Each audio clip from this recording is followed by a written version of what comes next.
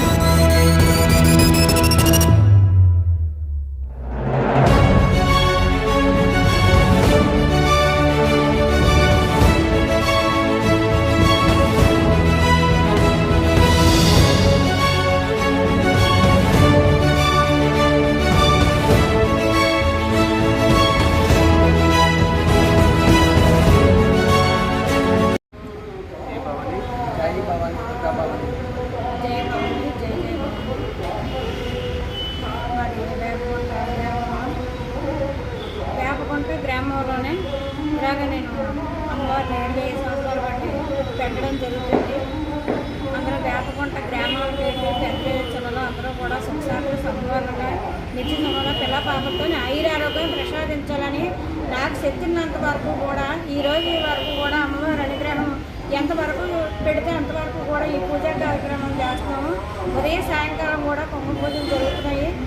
ఆ తర్వాత కలశాలు ఊరేగింపు బుధవారం అన్నపూర్ణ అవతారు నాడు అయితే కంపల్సరీగా అన్నదానం జరుగుతుంది. ఆ శక్తి ఉన్నంత వరకు చిన్న 1000 మంది కండి ఈరోజు 5,000 జనం వరకు కూడా అమ్మవారు నాకు ఆ శక్తి ఇచ్చి ఆ అనుగ్రహాన్ని ఇచ్చి గ్రామ పేదలు అందరూ కూడా భవానీ బతులేటి అందరూ కూడా సహకారంతో ఈరోజు ఈ విధంగా చేయడం జరుగుతుంది. ఉంటాయి పోరాటాలు జరుగుతాయి. కొండకి జ్యోతి నడుచుకొని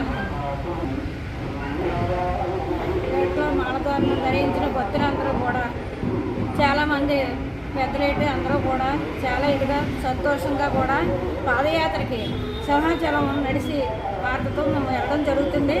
అలాగే వెళ్తున్నాం. చక్కగా ఈ రోజు అయితే అమ్మవారు మాకు శక్తించినంత వరకు ఈ విధంగా మేము జరుగుతున్నాం.